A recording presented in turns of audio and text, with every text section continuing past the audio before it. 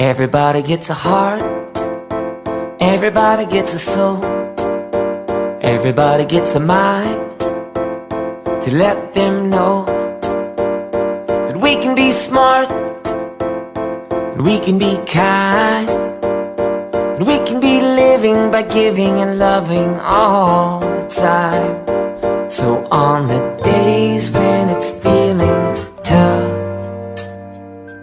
and it seems like you don't have enough, well, let's be thankful for our friends and family, and grateful for the air that we breathe, and appreciate everything that we have today.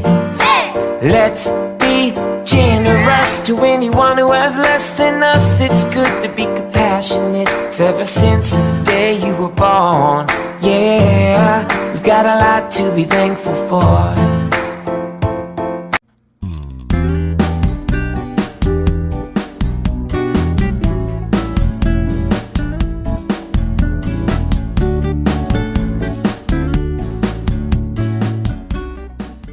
Hey, have you ever written something, read it back, and just thought, man, that sounds a little clunky?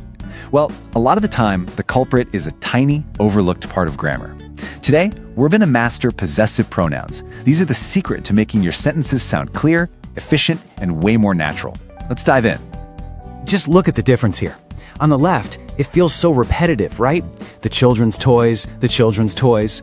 But the one on the right, it's smooth, it's efficient, and it's all because of one simple word, theirs. That little change is exactly the kind of power we're going to unlock today. So how do we get that kind of flow in our own writing? It all comes down to cutting out that unnecessary repetition. And, you guessed it, the main tool we're going to use for that is the possessive pronoun. Okay, so what is a possessive pronoun, really? The easiest way to think of it is like a shortcut. It's just a single word that steps in to do the job of a whole phrase, like the children's toys, to show who owns something, without having to say it over and over.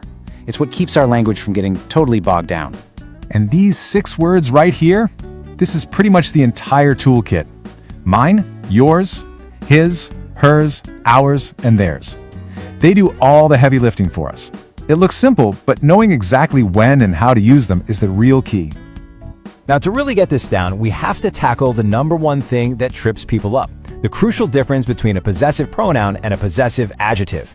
Seriously, if you can get this one thing, you're like 90% of the way there. This is the big one. See, it turns out these possessive words, they kind of come in pairs. You've got words like my and your on one side, and each of them has a partner, like mine and yours on the other.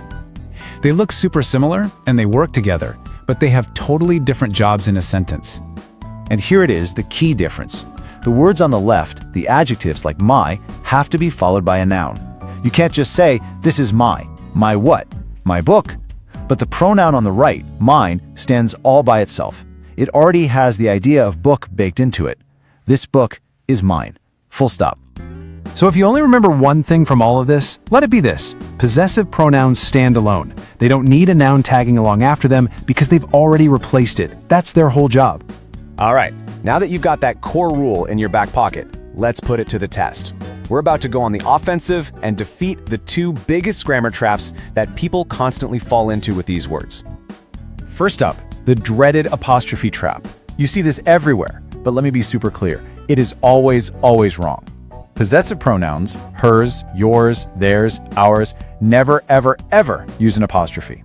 Apostrophes have other jobs, like in John's book, or for contractions, but they have absolutely no business being here. I can almost hear you thinking it right now. It's a great question, and it leads us straight to the trickiest pair in the entire English language. Okay, but what about its? Doesn't that one have an apostrophe? Ah yes, welcome to the final boss battle, its versus its. Here's the simple trick that works every single time.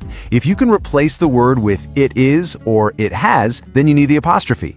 It is a sunny day becomes it's a sunny day. But if you can't, then you need the possessive its with no apostrophe.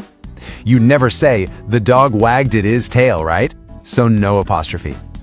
Okay, awesome. We've learned the rules, we've dodged the biggest traps. So now let's bring it all home and see how we can use these words with total confidence in modern, everyday language.